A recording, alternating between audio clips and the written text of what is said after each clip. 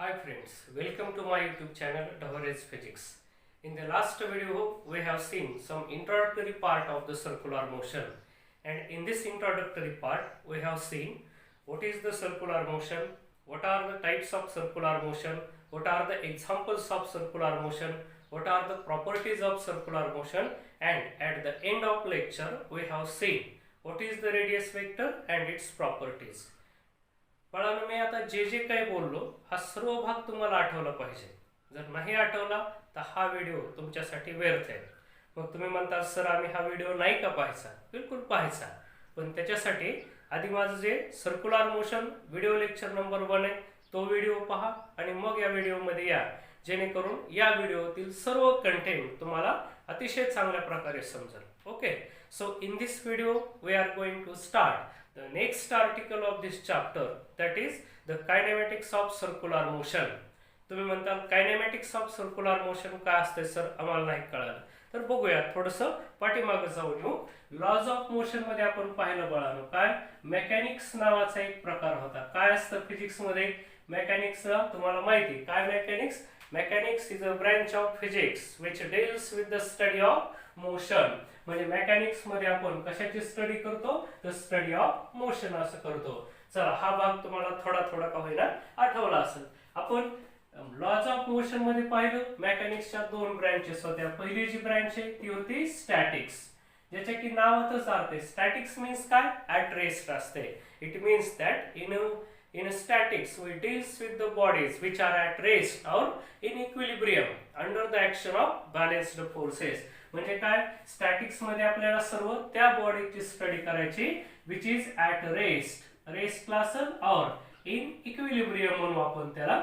रेस्टला आणि इक्विलिब्रियमला. कारण काय? Because they are under the action of balanced forces. So मेकॅनिक्सची फर्स्ट ब्रांच झाली. मग त्याच वेळेस आपण मेकॅनिक्सची दुसरी एक ब्रांच पाहिली होती ज्याला आपण काय म्हणतो? कायनेटिक्स म्हणतो. लक्षात घ्यायचं. आता कायनेटिक्स हे अपोजिट आहे. याच्यामध्ये काय? बॉडी इज ॲट रेस्ट और in equilibrium. In case of kinetics body is in actual motion. लक्षात ठेवायचं, बॉडी कशी असेल?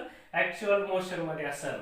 मग या कायनेटिक्सच्या देयर आर 2 मोर ब्रांचेस. कोणत्या कोणत्या होत्या? पहिली जी होती ती होती कायनेमॅटिक्स. बघा, ह्या कायनेटिक्सच्या 2 ब्रांचेस. एक कोणती? कायनेमॅटिक्स. आणि दुसरी जी याची ब्रांच आहे ती होती डायनॅमिक्स. तर आपल्याला बघायचं की या दोन्ही मध्ये काय डिफरन्स असतो. बघा, आता कायनेमॅटिक्स आणि डायनॅमिक्स हे क्लासिफिकेशन कसं केलेलं आहे की आपण how the motion is described, मोशनला आपण कसं डिस्क्राइब करतो त्याच्यावर या 2 ब्रांचेस केल्यात. बघा, कायनेमॅटिक्स मध्ये काय करतो? We describe the motion. कसं डिस्क्राइब करतो? By neglecting its cause. If we describe the motion by neglecting. बघा, कुणाला निग्लेक्ट करायचंय? By neglecting its cause. त्या मोशनच्या कॉजला आपण निग्लेक्ट करून मोशन डिस्क्राइब केलं, then it is known as the kinematics. याच्या अपोजिट असतं बाळांनो डायनॅमिक्स मध्ये. काय डायनॅमिक्स मध्ये? We describe the motion. कसं? तर अलॉंग विथ इट्स कॉज. त्याच्या कॉजचा विचार करून आपण ते मोशन डिस्क्राइब करतो. लक्षात घ्यायचं. मग तुम्ही म्हणता सर कायनेमॅटिक्स मध्ये कोणत्या कोणत्या क्वांटिटीज येतात? कायनेमॅटिक्स मध्ये काय काय डिस्क्राइब करत असताना आपण कॉजचा विचार करत नाही. तर आपल्याला हे माहिती असायला पाहिजे. कायनेमॅटिक्स मध्ये आपण बघा काय काय करतो. पहिल्यांदा असते पाथ लेंथ म्हणा, किंवा याला आणखीन पाथ लेंथ, हे डिस्प्लेसमेंट, आणखीन काय? हे स्पीड, आणखीन काय असू शकतं? वेलॉसिटी, आणि फायनली ऍक्सलरेशन. ह्या सर्व क्वांटिटीज काढत असताना आपण मोशनच्या कॉजचा विचार करत नाही. म्हणून ह्या कुठे येतात? अंडर कायनेमॅटिक्स येतात. लक्षात घ्या.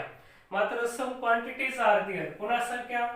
लाईट कसं असेल? फोर्स असेल, किंवा त्याला आपण टॉर्क म्हणू. आपण फोर्स, टॉर्क, एनर्जी, परत काय? मोमेंटम.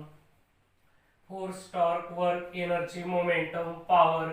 ज्या ज्या कायनेमॅटिक्स मध्ये नाहीत त्या सर्व क्वांटिटीज तिकडे येतात बाळांनो, आणि हे सर्व डायनॅमिक्स मध्ये येतात. ठीक आहे. तर आता तुम्हाला कळालंय की कायनेमॅटिक्स मध्ये काय असतंय आणि डायनॅमिक्स मध्ये काय असतंय. आपला जो सर्क्युलर मोशन आहे तो आपल्याला या 2 भागातच स्टडी करायचा आहे बाळांनो. तर आजचं जे आपलं मेन आर्टिकल आहे ते कायनेमॅटिक्स ऑफ सर्क्युलर मोशन आहे. म्हणजे याच्यात आपल्याला काय काय स्टडी करायचंय? तर आपल्याला स्टडी करायचंय path length of particle in circular motion, पुन्हा डिस्प्लेसमेंट ऑफ पार्टिकल. दोन डिस्प्लेसमेंट आपल्याला स्टडी करायचे, एक लिनियर आणि दुसरं अँग्युलर. तर आजचा जे पिरियड आहे आपला, आजच्या व्हिडिओ लेक्चरचं आपलं इंटेन्शन काय काय, आपल्याला कायनेमॅटिक्स ऑफ सर्क्युलर मोशन मध्ये पहिल्यांदा पाथ लेंथ पुन्हा काढायचे, डिस्प्लेसमेंट, दोन डिस्प्लेसमेंट काढायचे सर्क्युलर मोशन मध्ये, एक असतं लिनियर आणि दुसरं असतं अँग्युलर. तर चला, तर आपण let us start to the kinematics of circular motion. तर या कायनेमॅटिक्स ऑफ सर्क्युलर मोशन मध्ये आपल्याला जे पहिलं आर्टिकल पाहायचंय ते पाहायचंय कोणतं, पाथ लेंथ, असं लक्षात घ्या. चला मग आपण पाथ लेंथला डिफाइन करू, लक्षात घ्या. बघा आता पाथ लेंथ काय सांगायले, नावातच त्याचा अर्थ आहे. आणि आपण लॉज ऑफ मोशन मध्ये हे स्टडी केलं, सॉरी वन डायमेन्शनल मोशन मध्ये बाळांनो आपण हे स्टडी केलंय. काय पाथ लेंथ काय असते, त्याच्या नावाप्रमाणेच त्याचा अर्थ आहे. काय पाथ लेंथ इज काय असते तर सांगा, आठवा थोडस, काय असते, actual distance. Path length is actual distance covered by the particle. बघा कोणी कव्हर केलेलं आहे, त्या पार्टिकल. आणि कधी कव्हर केलंय तर हा पॉइंट इम्पॉर्टंट आहे, ड्युरिंग मोशन. जोपर्यंत तो पार्टिकल मोशन मध्ये, तोपर्यंत त्यानं टोटल किती डिस्टन्स केलं ते काढणं म्हणजे काय असतंय, पाथ लेंथ असते. हे झालं आपण जनरल डेफिनेशन पाथ लेंथची केलेली. Now we are interested in finding the path length in a circular motion. मग चला आता सर्क्युलर मोशन मध्ये जर गेलो पळालो तर पाथ लेंथ कशी काढायची आपल्याला. बघा आपण इमॅजिन करू, सर्क्युलर मोशन मध्ये हे सर्कल आहे, हे O be the center of circle आणि initially particle is at position A. तुम्हाला माहिती सर्क्युलर मोशन मध्ये particle doesn't move along the straight line but it moves along the circumference of a circle. So when particle moves from point A to B, बघा A पासून B कडे जाताना तो कसा जायला, along the circumference म्हणजे का या पाथनं तो मूव्ह व्हायला मित्रांनो, म्हणजे ही त्याची पाथ लेंथ आहे किंवा डिस्टन्स कव्हर्ड बाय पार्टिकल किती, तर हे आर्क AB. म्हणजे तुम्हाला कळायलंय सर्क्युलर मोशन मध्ये जर तुम्हाला पाथ लेंथ काढायची असेल तर ते काय काढावं लागेल, आर्क लेंथ काढावी लागेल. म्हणजे पाथ लेंथचा आपण काय फॉर्म्युला तयार करू शकतो, path length is given by the arc length. लक्षात असू द्यायचं, path length is given bye arc length. आणि आपण शाळेपासून स्टडी केलेलं आहे की आर्क लेंथ कशी काढायची. कशी काढतो आर्क लेंथ, तर आपल्याला माहिती आहे the central angle theta is equal to S upon R, arc length upon radius. याच्यावरून आपल्याला बघा आर्क लेंथ S मीन्स काय आला, R थीटा आला. सो सर्क्युलर मोशन मध्ये आता इथून पुढे ज्या वेळेस आपल्याला हे लोक पाथ लेंथ काढा म्हणतील त्यावेळेस आपल्याला काय काढायची, आर्क लेंथ काढायची. So in case of circular motion path length is given by the arc length. बघा ही आर्क लेंथ आहे बाळांनो, लक्षात असू द्यायचा. याला आपण आर्क लेंथ म्हणणार S. आणि S it is given by S is equal to काय असते तर R थीटा. हा फॉर्म्युला आपल्याकडे, ठीक आहे. तर आपण आत्ताच काय काढली, पाथ लेंथ काढली.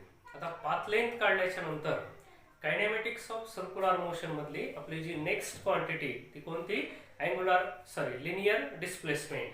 मग आता हे लिनियर डिस्प्लेसमेंट काढण्याच्या पूर्वी लिनियर डिस्प्लेसमेंटची मॅग्निट्यूड काढण्यासाठी कुठेतरी आपल्याला कोसाइन रूल यूज करायचा आहे.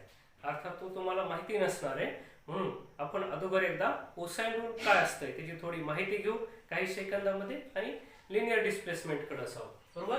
तर चला बघा कोसाइन रूल कसा असतंय, मी तुम्हाला तो वापरायचा शिकवणार आहे. कसा आहे तो शिकवणार नाही, पण आपल्याला तो यूज करायचा शिकायचा आहे. बघा कोसाइन रूल हा ट्रायंगल साठी अप्लाय होतो लेकरांनो. जसं आपल्याकडे पायथागोरसचं थेरम असते. पायथागोरसचं थेरम काय सांगते, किंवा हा जो हायपोटेनस आहे हा C असेल, A असेल, B असेल, तर प्रत्येकाला माहिती पायथागोरसच्या थेरमला आपण असं लिहू शकतो, it is applicable for the right angle triangles only. आता या टाइपच्या ट्रायंगल मध्ये हा राईट अँगल ट्रायंगल नाही तर तो पायथागोरसचा थेरम आपण यूज करू शकत नाही. म्हणून आता या टाइपच्या ट्रायंगल साठी कोसाइन रूल असतो बाळांनो. कसा, इमॅजिन करा की हा जो काही हा A B आणि C हा असा ट्रायंगल आहे आपला. याच्यामध्ये समजा याच्या अपोजिटची साइड A समजू, याच्या अपोजिटची B समजून, याच्या अपोजिटची C समजू आणि इथला अँगल आपल्याला थीटा गिवन आहे समजा. आणि तुम्हाला सांगितलंय की इथला अँगल थीटा दिलाय आणि ही साइड आपल्याला डिटरमाइन करायची. इमॅजिन करा कोणती, C. तो कोसाइन रूल आपण कसा यूज करतो लेकरांनो, कॉस ऑफ थीटा या थिटाचा कॉस घेताना काय करतो आपण, या थिटाला इन्क्लूड करणाऱ्या ज्या दोन साइड आहेत ए आणि बी, त्या ए आणि बी चा आपण स्क्वेअरचे ऍडिशन घेतो पायथागोरस थेरम प्रमाणे, मायनस ह्याच्यातून काय मायनस करतो आपण, तर ही जी अपोजिटची साइड आहे ती मायनस करतो, डिवायडेड बाय ट्वाइस इन्क्लूड करणाऱ्या साइडचा प्रॉडक्ट असेल, तर याला कोसाइन रूल असं म्हणायचं. मग आता आपल्याला काहीतरी करून ही साइड पाहिजे असते, तर काय ऍडजस्टमेंट करणार, काय 2ab cos थीटा इकडे आले, काय शिल्लक राहिलं a square plus b square minus c square. मग c स्क्वेअर पाहिजे तर त्याला इकडे घ्या, c square is equal to a square plus b square minus 2ab cos theta. आणि याच्यावरून c काढायचा आहे तर तो आपण असं काढू शकतो, कसा, a square plus b square minus 2ab cos theta. तर असा वापर करून कोसाइन रूलचा यूज करून आपण काय थीटाच्या अपोजिट साइड कॅल्क्युलेट करू शकतो. ठीक आहे, तर हा कोसाइन रूल आपल्याला यूज करायचा बाळांनो, कशासाठी, लिनियर डिस्प्लेसमेंटची मॅग्नेट्यूड वापरण्यासाठी. तर हा कोसाइन रूल फक्त कसा वापरायचा आहे तो मी शिकवलाय, एवढं लक्षात असावा तुमच्या. ठीक आहे, आपण पाहिलं की कोसाइन रूल कसा यूज करायचा आहे. एकदा कोसाइन रूलचा यूज कळाला तर आपल्याला लिनियर डिस्प्लेसमेंटची मॅग्नेट्यूड काढणं सोपं आहे. तर चला आता कायनेमॅटिक्स ऑफ सर्क्युलर मोशन मधली जी आपली दुसरी quantity that is the linear displacement, त्याला आपण डिफाइन करू. बघा, डिस्प्लेसमेंट, लिनियर डिस्प्लेसमेंटचे आपल्याकडे डेफिनेशन काय, it indicates the changing position of particle in particular direction is called linear displacement. बघा, लिनियर डिस्प्लेसमेंट कशाला म्हणतो आपण, the changing position of particle in particular direction is called linear displacement. आता आपल्याला कशात interest आहे, we are interesting in finding this linear displacement in a circular motion. आता circular motion मध्ये आपल्याला माहिती, particle doesn't move along the straight line but it moves along the circumference of a circle. Consider particle is at position A initially and r1 bar be the position vector of particle when it is at position A. Consider particle moves from point A to B. Consider particle moves from point A to B in a time t. So when particle is at position B, its position vector is r2 bar. मग बघा आता circular motion मध्ये हे definition कशी होईल, changing position vector in a particular direction, त्याला आपण linear displacement म्हणू. म्हणजे जर सर्क्युलर मोशन मध्ये आपल्याला लिनियर डिस्प्लेसमेंट काढायचं असेल तर काय करावं लागेल बाळांनो, बघा पार्टिकल ए कडून बी कडे जाताना या अलॉंग आर्क एस असा जाईल. आपण बघितलंय आर्क लेंथ म्हणजे path length S is equal to R theta ला आपल्याला मिळते. पण आता आपल्याला लिनियर डिस्प्लेसमेंट काढायचंय, मग ते कसं मिळेल, बघा it is changing position vector आहे म्हणून आपण काय करूया, थर्ड वेक्टर ड्रॉ करू, कुठून कुठं, फ्रॉम ए टू बी, आणि तो आपण डेल्टा आर ने इंडिकेट करू. So delta R gives the changing position vector. बघा r2 बार मायनस r1 बार म्हणजे डेल्टा आर बार असं येईल. मग आता आपल्याला इथं लिनियर डिस्प्लेसमेंट कसं लिहिता येईल, बघा इन ट्रायंगल मी असं म्हणतो OAB. ह्या OAB ट्रायंगलला जर आपण ट्रायंगलला यूज केला तर आपल्याला असं लिहिता येईल काय, this delta r bar is equal to r2 bar minus r1 bar, because काय, r2 फायनल पोझिशन आहे पार्टिकलची आणि r1 bar is the initial position. मग कळालं तुम्हाला की लिनियर डिस्प्लेसमेंट वेक्टर फॉर्म मध्ये कसं लिहायचं. ट्रायंगलला अप्लाय केला तर आपल्याला डेल्टा आर मिळतंय. आता राहिला प्रश्न या लिनियर डिस्प्लेसमेंटची सर्क्युलर मोशन मध्ये मॅग्नेट्यूड कशी काढायची. आपण आताच बघितलेला होता, याच्या मॅग्नेट्यूड साठी आपण कोसाइन रूल यूज करू शकतो. कसा कोसाइन रूल यूज करायचा आहे, तर बघा मी तेवढा ट्रायंगल इथं काढून घेतोय. हा डेल्टा आर आहे, हा O, हा A आणि हा B. ही साइड r1 आहे, ही साइड r2 आहे, आणि त्याला अँगल आपण किती घ्यायला, थीटा, म्हणजे हा थीटा असेल इथं. चला याला कोसाइन रूल यूज करून आपल्याला मगाशी पाहिल्यासारखं डेल्टा आर काढायचं. तर कसा काढता येईल, मगाशी आपण बघितलं this delta r is equal to कसं लिहिता येऊ शकतंय, बघा कसं लिहिता येईल. ह्याच्या थीटाच्या इकडली साइड इन्क्लूड करणाऱ्या साइड बघा r1 स्क्वेअर r2 स्क्वेअर म्हणजे r1 square plus r2 square minus 2r1 into r2 into cos theta.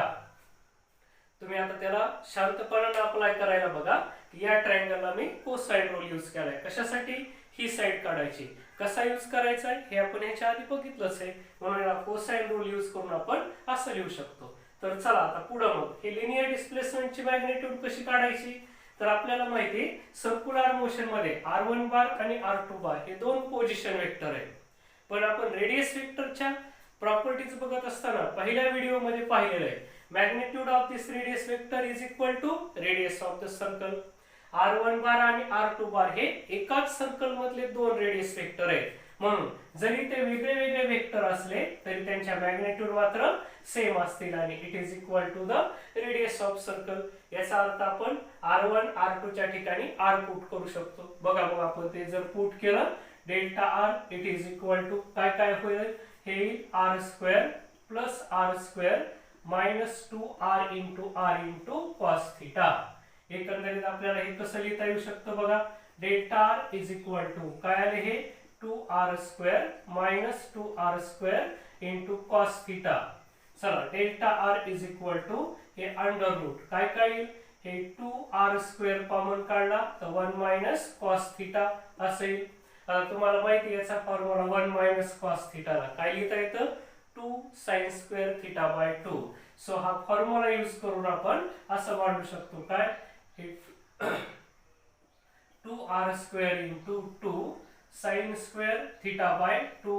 यालाच आपल्याला असं लिहिता येऊ शकतं काय, delta r is equal to काय आले हे 4r square into sine square theta by 2. आणि चला आता हीच टर्म आपल्याला कशी लिहिता येऊ शकते बघा, कशी लिहिता येईल तर this delta r is equal to 4 चा रूट 2 r स्क्वेअर चा r साइन स्क्वेअर चा साइन थीटा बाय 2. तर हे असं using this formula we can determine the magnitude of linear displacement. तर अशा प्रकारे कायनेमॅटिक्स ऑफ सर्क्युलर मोशन मधली ही जी दुसरी क्वांटिटी ती वेक्टर फॉर्म मध्ये आपल्याला अशी लिहिता येईल. आणि हिची जर मॅग्नेट्यूड काढायची असली तर आपल्याला मॅग्नेट्यूड या फॉर्म्युल्याने काढता येईल. मग बघा मित्रांनो सर्क्युलर मोशन मध्ये हे जे डिस्टन्स आहे स्ट्रेट लाईन डिस्टन्स याला लिनियर डिस्प्लेसमेंट म्हणायचं, आणि हा जो आर्क लेंथ आहे त्याला आपण काय म्हणतो पाथ लेंथ मिळतो.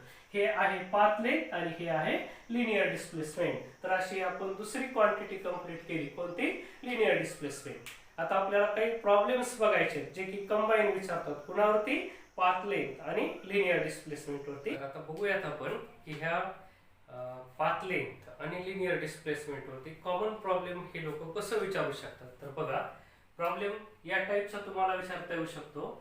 A particle is performing UCM in a circle of radius r. Calculate the distance covered by particle. बघा काय काढायला सांगितलंय, calculate the distance covered by particle and displacement. आता इथे डिस्प्लेसमेंट म्हटलंय, लिनियर डिस्प्लेसमेंट कन्सिडर करायचं आपण. Displacement of particle in 1/4 रिव्हॉल्यूशन. बघा हा पार्ट आपल्यासाठी सगळ्यात महत्त्वाचा आहे की रिव्हॉल्यूशन किती दिलेले आहेत त्यांनी. रिव्हॉल्यूशन म्हणजे चक्कर, एक चक्कर आहे का दोन चक्कर आहेत का अर्धे चक्कर आहेत, किती रिव्हॉल्यूशन कंप्लीट केले हे आपल्याला कळणं महत्त्वाचं आहे. काय काय काढायचं सांगितलं याच्यामध्ये, तर आपल्याला पाथ डिस्टन्स कव्हर्ड काढायचंय आणि डिस्प्लेसमेंट सुद्धा काढायचंय. डिस्टन्स कव्हर्ड म्हणजेच पाथ लेंथ काढायचंय. मग अगोदर तुम्हाला हे फिक्स करायचंय की किती रिव्हॉल्यूशन्स आहेत इथं ते लक्षात घ्यायचं. मग आता काय इथं 1/4 रिव्हॉल्यूशन आहे, तर आपण याचं सोल्युशन काढत असताना पहिल्यांदा आपल्याला हे फिक्स करायचं फॉर 1/4 रिव्हॉल्यूशन. ह्या रिव्हॉल्यूशन साठी थीटा किती असेल ते. तर 1/4 रिव्हॉल्यूशन म्हणजे काय बोलणार, पार्टिकल ए पासून बी ला आला म्हणजे 1/4 रिव्हॉल्यूशन झालं. ए पासून सी ला आला हाफ रिव्हॉल्यूशन झालं. ए पासून डी ला आलं 3/4 रिव्हॉल्यूशन झालं. आणि ए पासून परत ए ला आला 1 रिव्हॉल्यूशन कंप्लीट झालं. आता हेअर काय रिव्हॉल्यूशन किती गिवन आहे 1/4 revolution means particle is moving from A to B. मग बघा ए टू बी साठी थीटा म्हणजे अँगुलर डिस्प्लेसमेंट, हा एवढा भाग विचार केला तर किती हा थीटा इज इक्वल टू π/2. सहज कळलं आपल्याला. पण बघा for 1/4 revolution theta is equal to π/2. मग आता काय काय काढा म्हणते ते काढू आपण. बघा पहिल्यांदा काढू आपण पाथ लेंथ. चला पाथ लेंथ काढायची म्हटलं तर काय असते s is equal to r theta. Path length काढा म्हणजे आर्क लेंथ काढा, r थीटा असेल. सो r इंटू हे π/2. सो इट इज किती आलं बघा हे पाथ लेंथ. सो πr/2 एवढं आलं, लक्षात असू द्यायचं. हे झाली पाथ लेंथ इन काय 1/4 रिव्हॉल्यूशन. चला आता दुसऱ्यांदा काय काढायचंय, डिस्प्लेसमेंट म्हणजे लिनियर डिस्प्लेसमेंट आपण बघितलं. पाथ लेंथ कशी होती r थीटा आणि डिस्प्लेसमेंट काय होतं, तर हा फॉर्म्युला होता आपल्याकडे 2r sin θ by 2 या फॉर्म्युल्याने काढू शकतो. म्हणजे किती, हे 2r into sin थीटा किती इथं pi by 2, pi by 2 upon 2 म्हणजे किती झाला, हे 2r into sin pi by 4 झाला. sin पाय बाय 4 म्हणजे किती 45 डिग्री. किती आला हा, हे 2r into sin 45 म्हणजे 1 upon √2. हे √2 आणि 2 कॅन्सल झाले, इट इज √2r असेल. म्हणजे बघा आता हे जे 1/4 रिव्हॉल्यूशन आहे त्यातली पाथ लेंथ झाली पाय r अपॉन 2 आणि डिस्प्लेसमेंट आलं √2r. डिस्प्लेसमेंट कोणती, पाथ लेंथ म्हणजे हा भाग आहे, हा s, हा एवढा भाग 1/4 आणि डिस्प्लेसमेंट म्हणजे हे डिस्टन्स आलं. तर हे डिस्टन्स किती आहे आपलं, पाय r अपॉन 2 आलं आणि हे जे आहे डिस्प्लेसमेंट हे किती आलं तर √2r असं आलं, लक्षात असू द्यायचं. तर हा या टाइपचा प्रॉब्लेम आपल्याला एनी थीटा साठी काढता येऊ शकतो, लक्षात घ्यायचं. मग हे न्यूमेरिकल सॉल्व करताना सगळ्यात जास्त लक्ष कशाकडे द्यायचं आपल्याला, रिव्हॉल्यूशन. 1/4 रिव्हॉल्यूशन म्हटलं कळालं पाहिजे की पार्टिकल कुठून कुठं जाईल. मग आता तुमच्या लक्षात आलं असेल, पाथ लेंथ काढताना आपण आर्क लेंथ r थीटा काढतो आणि डिस्प्लेसमेंट काढताना 2r into sin θ by 2 काढत असतो. तरी अशा हे दोन्ही गोष्टी लक्षात असू द्या. आता हाच प्रॉब्लेम आणखी तुम्हाला व्हॅल्यू चेंज करून त्यांना कसं देता येऊ शकतं, तर फक्त हे चेंज करते. बघा आता 1/4 रिव्हॉल्यूशन होतं म्हणजे पार्टिकल कुठून कुठं आलता, ए पासून बी ला. त्यावेळेस आपण हे डिस्प्लेसमेंट वगैरे काढून टाकले, हा थीटा पण कळाला होता आपल्याला. आता बघा 1/4 रिव्हॉल्यूशनच्या ऐवजी आपल्याला ते हाफ रिव्हॉल्यूशन म्हणू शकतात. मग हाफ रिव्हॉल्यूशन म्हटलं की particle is moving from A to C ला चाललाय. मग आता हा एवढा अँगल असेल, इथून एवढा अँगल कितीचा होईल, pi by 2 plus pi by 2 म्हणजे पाय रेडियन. म्हणून आपण आता असं म्हणणार फॉर किती रिव्हॉल्यूशन आहे तिथं, half revolution. Theta is equal to किती, pi radian. Therefore path length काढू आपण, किती s is equal to r theta is pi. So path length is equal to किती आली, पाय r एवढी आली, लक्षात घ्या. राहिला आता डिस्प्लेसमेंट मध्ये बघा, थीटा किती पाय बाय 2 च्या ऐवजी हे पाय आला. सो sin पाय बाय 2, हे sin पाय बाय 2 म्हणजे किती झाले, sin 90 किती असते 1. हे 2r sin 90 is 1. So it is equal to 2r. हे झालं आपलं डिस्प्लेसमेंट फॉर हाफ रिव्हॉल्यूशन. असं तुम्हाला फक्त रिव्हॉल्यूशन चेंज करते, लक्षात घ्यायचं. आधी 1/4 म्हटले म्हणजे पार्टिकल ए पासून बी ला आला. आता याच्यामध्ये हाफ म्हटले ए पासून सी ला आला. आता होऊ शकते हाफच्या ऐवजी तुम्हाला असं म्हणतील इन 3/4 रिव्हॉल्यूशन. बघा 3/4 रिव्हॉल्यूशनला particle will move from A to D. A to D आला म्हणजे थीटा किती झाला तर एवढा, पाय बाय 2 पाय बाय 2 म्हणजे किती 3 पाय बाय 2. तर बघा 3/4 रिव्हॉल्यूशन साठी थीटा इज 3 पाय बाय 2 असा आला, लक्षात घ्यायचं. मग पाथ लेंथ तशीच, पायच्या ऐवजी काय 3 पाय बाय 2 म्हणजे किती आला हा 3 पाय r अपॉन 2 एवढा आला. राहिला प्रश्न आता डिस्प्लेसमेंटचा. डिस्प्लेसमेंट कसं काढायचंय, बघा थीटा किती आपल्याला 3 पाय बाय 2 एवढा आहे. 3 पाय बाय 2 म्हणजे किती झाले हे, तर आपल्याला असं काढता येईल sin 3 पाय बाय 4. आता 3 पाय बाय 4 ला याला कसं लिहिता येऊ शकतं, तर असं लिहिता येईल 2r into sin pi minus pi by 4. Pi minus pi by 4 म्हणजे किती होईल, ते 3 पाय बाय 4 होईल. आणि याला कसं सिम्प्लिफाय करू शकतो, sin पाय मायनस थीटा म्हणजे sin थीटा असते. तर त्याला आपल्याला काय लिहिता येईल, पाय मायनस थीटाचा फॉर्म्युला वापरा. मी इकडे वर लिहिलेलं आहे 2r into sin pi by 4.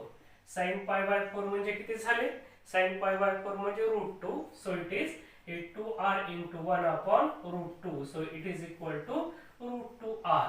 म्हणजे बघा पार्टिकल इथं आला की पाथ लेंथ 3 पाय r अपॉन 2 आली आणि डिस्प्लेसमेंट म्हणजे काय हे डिस्टन्स आहे, हे परत किती आले हे तर √2r एवढे लक्षात घ्यायचं. असं रिव्हॉल्यूशन चेंज करून एकच प्रॉब्लेम आपल्याला अनेक प्रकारे विचारला जाऊ शकतो. पण चला आता काय राहिले, ह्या 3/4 रिव्हॉल्यूशनच्या ऐवजी आपण असं म्हणू 1 रिव्हॉल्यूशन गिवन आहे तुम्हाला. 1 रिव्हॉल्यूशन दिलं तर थीटा कळालाच. 1 रिव्हॉल्यूशन साठी थीटा असते 2 पाय रेडियन. मग इथं किती येईल काय 2 पाय म्हणजे किती आलं, पाथ लेंथ किती झालं 2 पाय r. मग एवढं झालं पाथ लेंथ. आता हे डिस्प्लेसमेंट कसं काढता येईल बघा. डिस्प्लेसमेंट काढायला जाऊ आपण. डिस्प्लेसमेंट काढता येईल हे 2r इंटू साइन थिटा किती 2 पाय अपॉन 2. हे 2 2 गेट कॅन्सल. इथे किती आले हे 2r इंटू साइन पाय. साइन पाय म्हणजे साइन 180 किती येते 0. So r into 0 is equal to 0. मग बघा in one revolution displacement particle A पासून ए ला यायला आहे म्हणजे लिनियर डिस्प्लेसमेंट इज किती असेल 0. तर असा या टाइपचा एक टिपिकल प्रॉब्लेम आहे जो पाथ लेंथ आणि लिनियर डिस्प्लेसमेंट ह्या दोघांवरती कॉमन विचारला जातो. लक्षात घ्यायचं बरोबर. चला आता आपण बघूया की डिस्प्लेसमेंट आणि पाथ लेंथ याच्यावरती कॉमन एमसीक्यू कसा विचारला जाऊ शकतो. बघा काय म्हणतील. A particle is performing UCM in a circle of radius r. Let theta be the angle described by radius vector at the center of circle in a time t. The ratio of distance covered by particle to the displacement of particle will be. बघा काय विचारलाय ratio विचारलाय आपल्याला. कोणाचा distance covered to the काय displacement of particle will be. हा ratio काढायला हवेत आपल्याला. Distance covered by particle to the displacement. मग आता कॉमन एमसीक्यू मी का म्हणालोय कारण आपल्याला ते क्लिअर व्हायला पाहिजे. डिस्टन्स कव्हर्ड म्हणजे काय असतंय ES असतंय आणि डिस्प्लेसमेंट म्हणजे आपण काय काढलंय डेल्टा आर. बघा एस टू डेल्टा आर हा रेशिओ काढा म्हणाय. मग कसा काढता येईल. एस काय असतंय आर थिटा आणि डेल्टा आर काय असतंय 2r sin थिटा बाय 2 असं लिहिता येऊ शकतं. बघा here this r get cancel. We will get this theta by 2 into 1 upon हे साइन थिटा बाय 2. आणि साइन थिटा बाय 2 ला तुम्हाला माहिती आहे आपण काय लिहू शकतो ते काय 1 upon sin theta by 2 is the cosec theta by 2. So we can write theta by 2 into cosec theta by 2. हा असेल आपला रेशिओ कुणाचा डिस्टन्स टू डिस्प्लेसमेंट किंवा पाथ लेंथ टू डिस्प्लेसमेंट. म्हणजे आपलं करेक्ट ऑप्शन कोणतं असणार आहे B option will be correct. Theta by 2 into cosec theta by 2. तर अशा या टाइपचे हे इझी एमसीक्यूज असतात. फक्त आपल्याला सुचायला पाहिजे की हे पाथ लेंथ काय आहे किंवा डिस्टन्स कसं मिळत आहे. तर हा असा एमसीक्यू होता. आता याच एमसीक्यू मध्ये पाळलं तुम्हाला रेशिओच्या ऐवजी डिफरन्स बिटवीन विचारू शकतात. काय डिस्टन्स आणि डिस्प्लेसमेंट डिफरन्स काढा वगैरे वगैरे. सेम टाइपचा एमसीक्यू अरेंज होऊ शकतो. तर आता आपल्याला कायनेमॅटिक्स ऑफ सर्क्युलर मोशन मधली थर्ड क्वांटिटी फाइंड करायची डिटरमाइन करायची जिला की आपण काय म्हणतो अँग्युलर डिस्प्लेसमेंट. बघा अँग्युलर डिस्प्लेसमेंट आपल्याला फाइंड करायचंय. याच्या नावावरून आपल्याला थोडीशी आयडिया मिळाली. अँग्युलर डिस्प्लेसमेंट काय सांगते काहीतरी डिस्प्लेसमेंट आहे but it is in the form of angle. मग आता आपल्याला सापडावं लागेल की कुठला अँगल आहे कोणी तयार केलेला आहे कुठं तयार केलेला आहे. तर बघा आपण त्याच्यासाठी आपण या सर्कल मध्ये येऊ.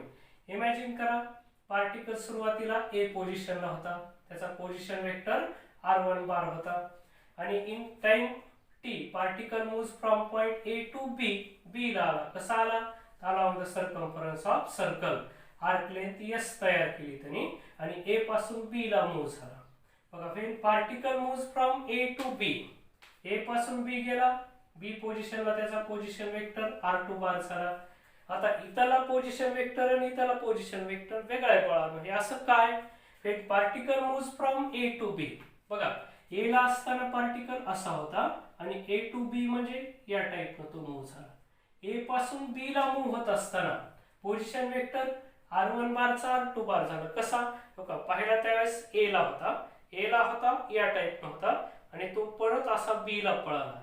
A पासून B ला जात असताना आपल्याला त्याला असं वर पाहावं लागलं. लक्षात घ्यायचं. मग आपण वर पाहत असताना ही सुरुवातीची ही डायरेक्शन आहे नंतरची ही डायरेक्शन आहे.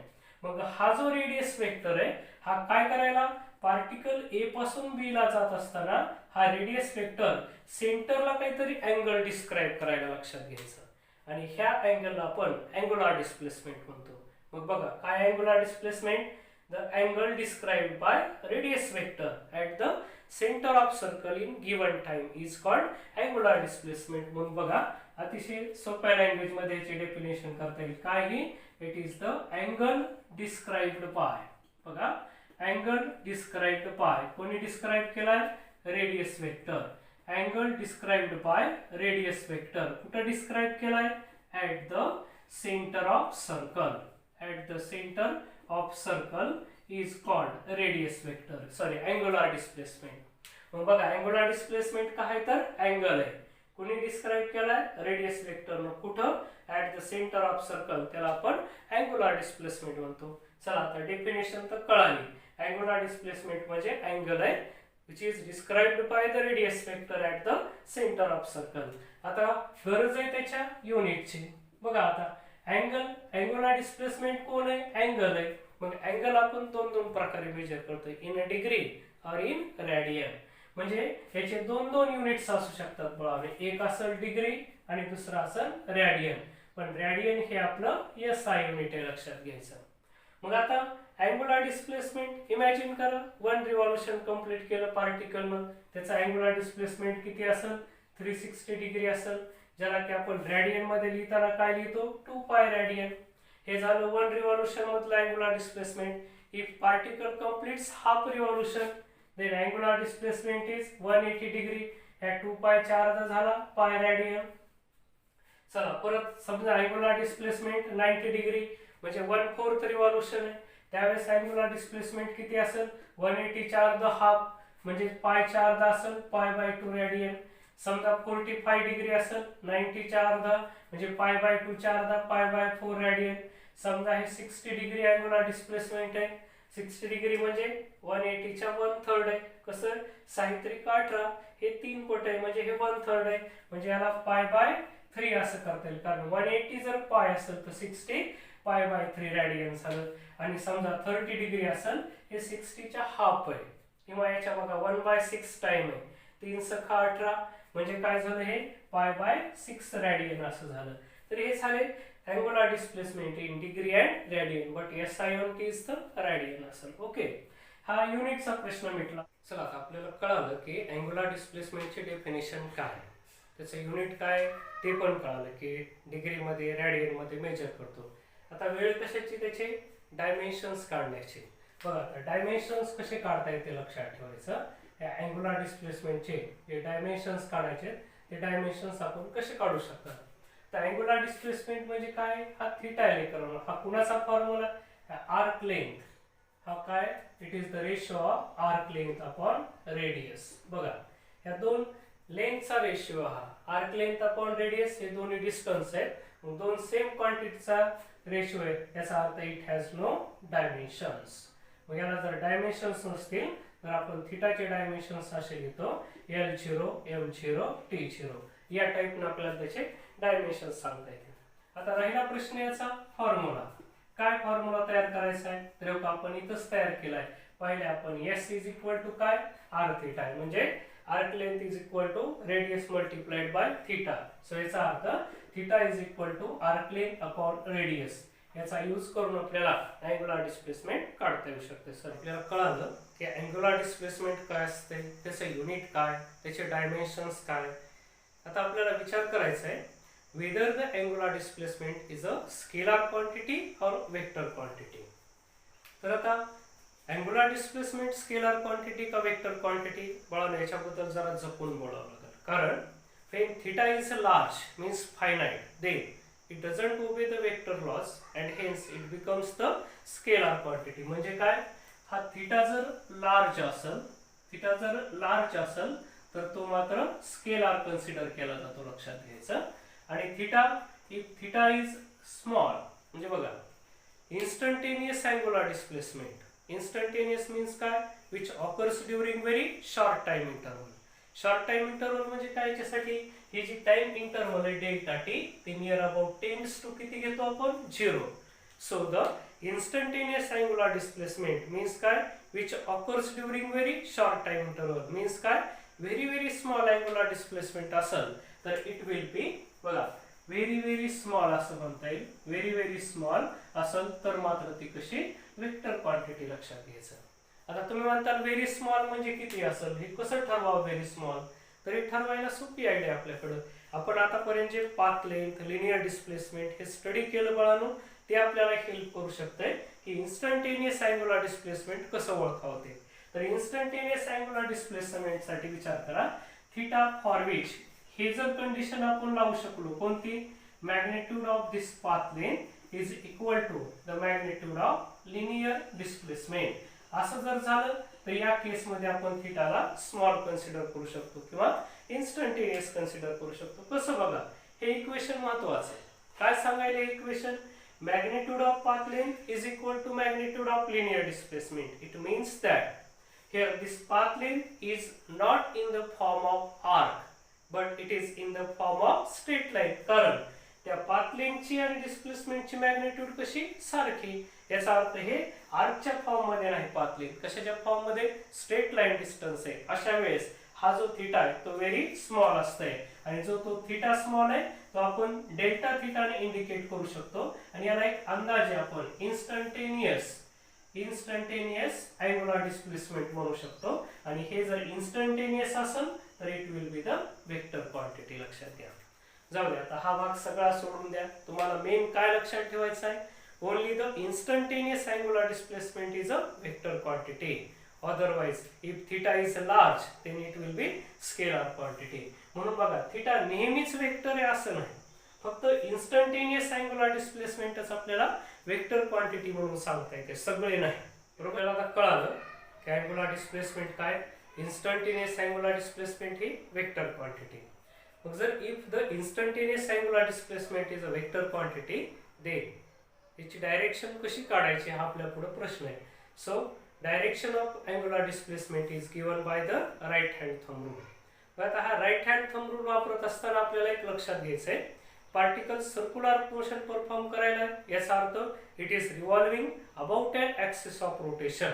म्हणून हा राईट हँड थंब रूल सांगताना आपल्याला तो दोन भागात विचारात घ्यायचा आहे। कसा की पहिल्यांदा राईट हँड थंब रूल वापरायचा आहे तर त्याला सांगायचंय की ॲक्सिस ऑफ रोटेशन कसा हेल्ड करायचा आहे। कसा हेल्ड करायचा आहे बघा, पहिल्या भागात आपण सांगणार imagine an axis of rotation to be held in a right hand such that, कसा हेल्ड करायचा आहे बघा, such that fingers are curled around it and thumb outstretched. बघा फिंगर्स काय करायचे, कर्ल करायच्या आणि थंब आउटस्ट्रेच करायचा। म्हणजे काय, इमॅजिन करा हा ॲक्सिस ऑफ रोटेशन आहे तो आपण असा पकडायला, असा म्हणजे कसा, fingers are curled around it and thumb is outstretched.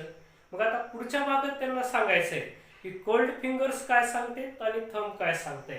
तर बघा काय म्हणते ते, if the curled finger gives the sense of rotation of particle, म्हणजे काय, कर्ल्ड फिंगर सांगायला की पार्टिकल कसा फिरायला आहे ते जर सांगत असेल तर ते थंब काय सांगते बघा, thumb gives direction of angular displacement. म्हणजे आपल्याला असं जर पकडलं, गुंडाळलेले बोट सांगायले how the particle is revolving आणि थंब सांगताय मग अँगुलर डिस्प्लेसमेंट कसं असायला पाहिजे। मग याचा अर्थ बघा राईट हँड थंब रूल मध्ये आपल्याला जो मेन पार्ट बाहेर काढून घ्यायचा आहे तो हा काय की curled fingers indicate the direction of sense of rotation of particle while thumb indicate the direction of angular displacement. म्हणून हा भाग नीट लक्षात ठेवा, कर्ल्ड फिंगर काय सांगायला लागले आणि थंब काय सांगते। कर्ल्ड फिंगर सांगते पार्टिकल कसं फिरायला, तर थंब सांगते अँगुलर डिस्प्लेसमेंट कुठं असायला पाहिजे। चला आता आपण पाहू की आता जो आपण राईट हँड थंब रूल पाहिला तो यूज कसा करायचा। बघा कन्सिडर करा, particle is performing circular motion in anti clockwise direction in a horizontal circle. Horizontal circle म्हणजे काय, पार्टिकल या सर्कल मध्ये असा किंवा असा फिरायला, जर तो असा फिरला तर त्याला अँटी क्लॉकवाइज डायरेक्शन म्हणायचं, ते आपल्याला अशी इंडिकेट करायला लागेल, लक्षात ठेवायचं। मग आता बघा हा त्याचा ॲक्सिस ऑफ रोटेशन आहे आणि particle is performing circular motion in anti clockwise direction, म्हणजे हॉरिझॉन्टल सर्कल मध्ये पार्टिकल असा फिरू लागला। मग आता आपल्याला माहिती करून घ्यायचंय, if particle is performing circular motion in anti clockwise direction then in which direction there is angular displacement. कोणत्या डायरेक्शन जाईल तर बघा अँटी क्लॉकवाइज न फिरायला लागलाय तर आपण असं पकडणार आणि आपल्याला बोट असे फिरवावे लागतील। बघा फिंगर्स असे कर्ल्ड करायला, मग फिंगर्स असे कर्ल्ड केल्याच्या नंतर आपल्याला कळलंय की हे जे थंब आहे it is in vertically upward direction, म्हणजे हा जो ॲक्सिस ऑफ रोटेशन आहे त्या डायरेक्शनच्या अलाउन हा डेल्टा थीटा वर गेला। लक्षात घ्या डेल्टा मीन्स काय, इन्स्टंटेनियस अँगुलर डिस्प्लेसमेंट असेल। बरोबर, पार्टिकल कसा फिरायला का ए कडून बी कडे चाललाय, म्हणजे performing circular motion in anti-clockwise direction. Okay, so when particle perform circular motion in anti-clockwise direction, then this instantaneous angular displacement is in vertically upward direction, म्हणजे along the axis of rotation. आता दुसऱ्या केस मध्ये जाऊ. याच्या opposite केस आपण विचारात घेऊ. Opposite म्हणजे कशी? Particle performing circular motion in clockwise direction, म्हणजे परत सर्कल हॉरिझॉन्टल असेल आणि पार्टिकल मात्र आता असा फिरायला लक्षात घ्यायचं क्लॉकवाइज डायरेक्शनला. हा त्याचा ऍक्सिस ऑफ रोटेशन आहे असं इमॅजिन करू आपण. आता पार्टिकल क्लॉकवाइज ने फिरायला म्हणजे ए इनिशियल पोझिशन असेल, बी फायनल पोझिशन असेल. मग बघा इथे काय अँगुलर डिस्प्लेसमेंट डेल्टा थीटा आहे, मात्र त्याची डायरेक्शन कशी जाईल? पार्टिकल आता असा फिरायला म्हणजे आपल्याला हात आता असा पकडावा लागेल, कारण असे तर बोट वळू शकणार नाही. तर आपण असे फिंगर्स या टाइपनं कर्ल करू शकतो. बघा असा पार्टिकल फिरून यायला या टाइपनं. तर आपण असं कर्ल केले फिंगर, तर thumb is in downward direction along the axis of rotation. म्हणून for clockwise rotation angular displacement is in vertically upward downward direction. Sorry. मग बघा इन बोथ द केसेस काय कळालं आपल्याला? Angular displacement is along the axis of rotation. म्हणून लक्षात असू द्यायचं हे जे इन्स्टंटेनियस अँगुलर डिस्प्लेसमेंट आहे तो कसला वेक्टर आहे? ऍक्सियल वेक्टर आहे. Why it is called axial vector? Because it is directed along the axis of rotation. आलं लक्षात सर्वांच्या? तर अँगुलर डिस्प्लेसमेंटला ऍक्सियल वेक्टर म्हणतात. तर आता आपल्याला या व्हिडिओ मधलं शेवटचं आर्टिकल पाहायचं, ते म्हणजे काय? The relation between linear and angular displacement. Already हे आपण रिलेशन पाहिलेली. कशी रिलेशन पाहिलेली? हे पहा, हे जर का पार्टिकल परफॉर्मिंग सर्क्युलर मोशन असेल तर आपण असं पाहिलं होतं, हे जे आहे एस आर्क लेंथ होती, अँगुलर डिस्प्लेसमेंट थीटा असेल आणि या दोन्ही मधले relation S is equal to R theta ने कंप्लीट केली होता. S is equal to R theta म्हणजे theta is equal to S upon R अशी तयार केली आपण ते रिलेशन. बरोबर आहे. तर हे सेंट्रल अँगल आपण असं काढू शकतो, लक्षात घ्यायचं. पण तुम्हाला जर विचारलं की आता हे वेक्टर फॉर्म मध्ये सांगा, कसे सांगता येईल? तर बघा आपण असं कन्सिडर करू, particle performing circular motion in a horizontal circle in anti clockwise direction. तर कसं असेल? आताच बघितलं आपण राईट हँड थंब रूल वापरल्यानंतर, when particle perform circular motion in anti-clockwise direction, then this angular displacement is in vertically upward direction. Radius vector हा r bar या direction असेल आणि हे जे लिनियर डिस्प्लेसमेंट आहे इट इज टँजेन्शियल, त्याला delta S bar आपण असं म्हणू. It is tangential to the circular path. मग ह्या डायग्राम वरून काय कळालं बाळांनो आपल्याला? हे जे linear displacement delta S bar आहे it is perpendicular to the both delta theta bar and r bar. It means that this vector delta s bar is perpendicular to the plane containing delta theta bar and r bar. So according to right hand system काय लिहिता येईल आपल्याला? तर असं लिहिता येईल, delta s bar is a vector which is perpendicular to both delta theta bar and r bar. So it can be written as delta theta bar cross r bar. तर आपल्याला ही अशी रिलेशन लिहिता येईल. तर ही झाली relation between linear and angular displacement in vector form आणि ही साध्या form मधली झाली. ओके. तर इथं हा असा आपला आजचं व्हिडिओ लेक्चर संपलं. बाळांनो हे व्हिडिओ लेक्चर पाहिल्याच्या नंतर लाईक तर कराच, सबस्क्राईब पण करा, जेणेकरून तुम्हाला पुढच्या व्हिडिओचं नोटिफिकेशन ऑटोमॅटिकली मिळेल आणि त्याची लिंक पण तुम्हाला मिळून जाईल. घरी राहा, सेफ राहा, पण अभ्यास करा.